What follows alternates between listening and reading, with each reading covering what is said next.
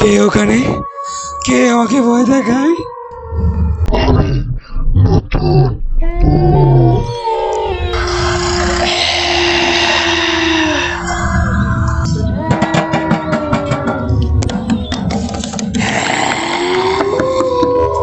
কে ওখানে? কে ওখানে? কে? আমি তো আপনাদের মাঝে আছি আমি প্রদীপ, আমাদের নতুন একটি গল্প শোনানোর জন্য। আজকে আমাদের সাথে আছেন আমাদের সাইফুল ভাই। আপনাদের অনুরোধেই তাকে আনা হয়েছে। আজকে সে শোনাবে তার একটি গ্রামের একটি গল্প ছোটবেলার। তো তার মুখে শুনতে চাই। সাইফুল ভাই, আপনি কি লাইনে আছেন? মিউট করে কথাটি বলুন। জি আলহামদুলিল্লাহ, হ্যাঁ, আমরা আপনাকে শুনতে পাচ্ছি। আপনি আপনার লাইনে গল্পটি আছি। বলুন। সো গল্পটা বলবো যে আপনাদের আগে একটু ধৈর্য সহকারে শুনতে হবে, নাহলে আপনারা ফিলটা বুঝবেন না আসলে। হ্যাঁ, আপনি বলুন, গল্পটি বলুন। সো আমি শুরু করার আগে আপনাদেরকে দুটি কথা বলে নিতে।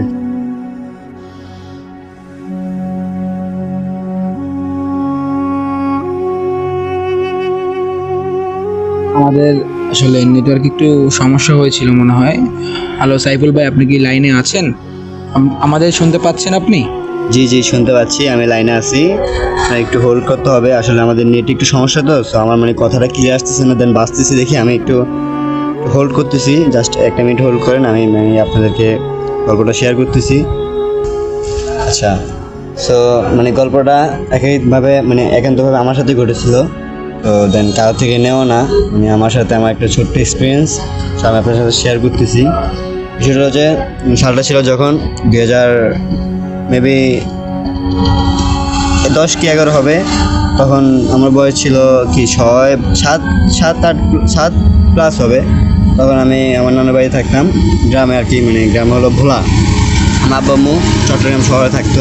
আমি মাঝে মাঝে এখানে আসতাম, পার্মানেন্টলি ভোলা থাকতাম আমার নানুর কাছে, যেহেতু আমার আব্বা আম্মু এখানে জব করতো। সো আমাকে তারা রাখতো না, নানার বাড়িতে পাঠিয়ে দিত। তো আমি ওখানে থাকতাম পার্মানেন্টলি আর কি। তো একদিন ঘটেছে কি, আমার আব্বু আমার সাথে দেখা করার জন্য চট্টগ্রাম থেকে আমাদের বাড়িতে গেল। তখন যাওয়ার পরে ঠিক 4টা-5টা হবে, তখন আব্বু বাড়িতে আসছে। আসার পরে আমার সাথে দেখা করলাম।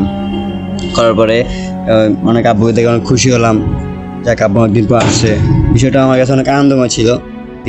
দিনটা আমার ভালো কাটলো। তখন যখন রাত 6টা কি 7টা বাজলো, তখন আব্বু তেমন বাজার আনে নাই, তখন বাজারঘাট তেমন খোলা ছিল না। সো আব্বু ডিসিশন নিল যে নানার সাথে বাজারে যাবে। আমি একটু মাইনা দিলাম যে আমিও যাবো। দেন আব্বু বললো রাত্রের বেলা যাওয়াটা ঠিক হবে না, তুমি বাড়িতে থাকো, আমরা যাই, আমি তো আসবো, তুমি অপেক্ষা করো।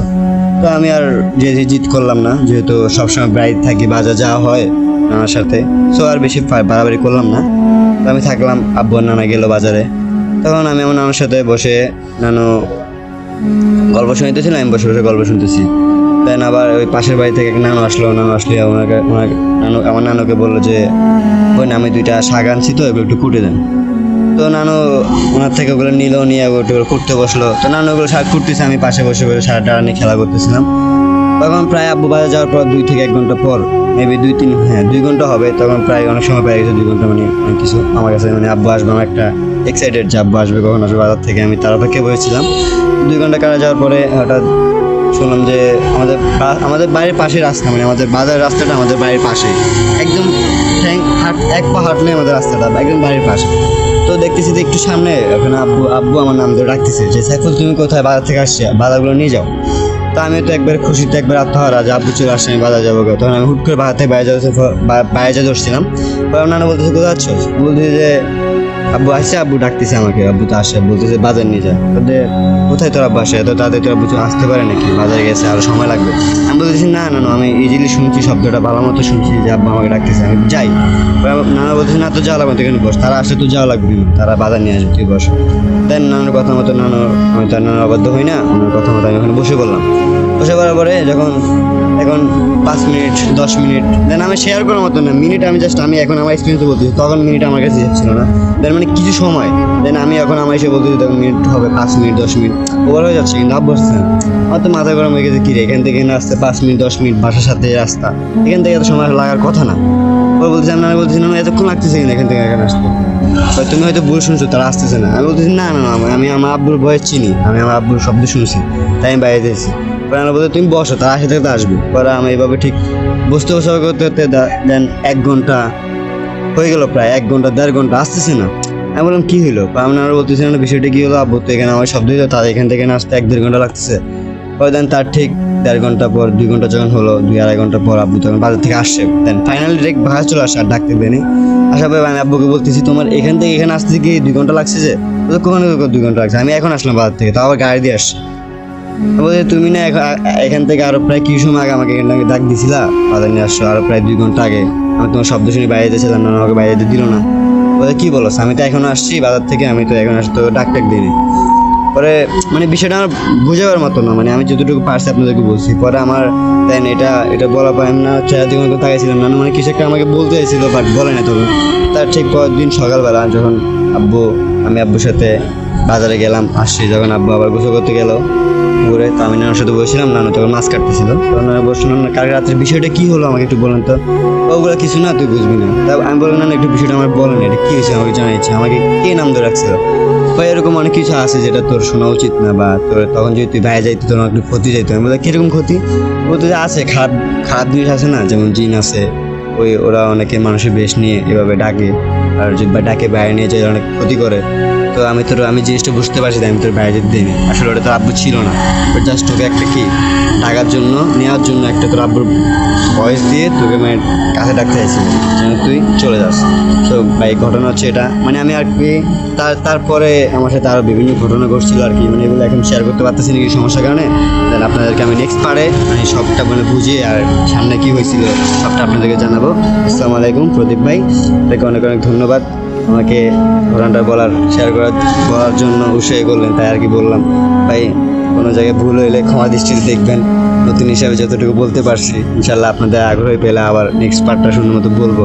তো নতুন হিসাবে আপনার যদি একটুটুকু নেন তাহলে আমি খুব খুশি হব, আগামীতে একটু ভালো করে দেওয়ার চেষ্টা করবো। আসসালামু আলাইকুম সবাই। আচ্ছা আচ্ছা আচ্ছা, আপনার গল্পটি আমার মনে হয় আমাদের দর্শকের কোনো ভয়ঙ্কর না হলেও একটা গল্প, এখানে একটা জিনিস নতুন করে আমরা দেখলাম যে গ্রামের গল্প আমাদের সবসময় ভালো লাগে। আর এখানে একটা জিনিস কি, সবসময় আমাদেরকে এরকম ঘটনা আমরা দেখতে পাই না, মাঝে মাঝে দেখতে পাই।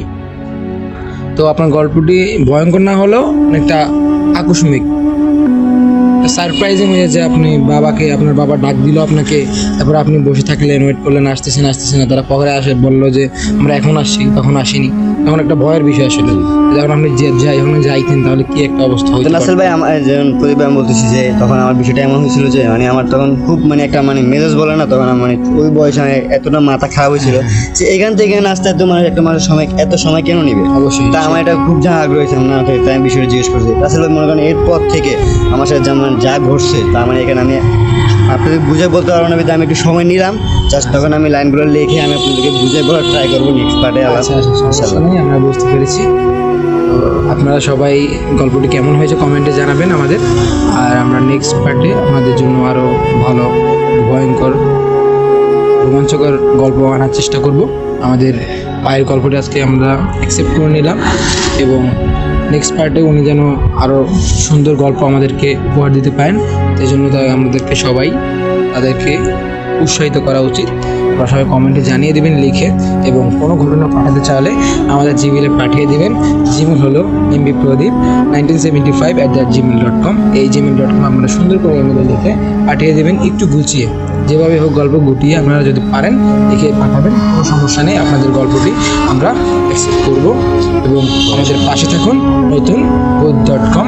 এটা আমরা পুরোপুরি রাসেল ভাই থেকে ইন্সপায়ার্ড, অতএব সাপোর্ট করুন এবং পাশে থাকুন।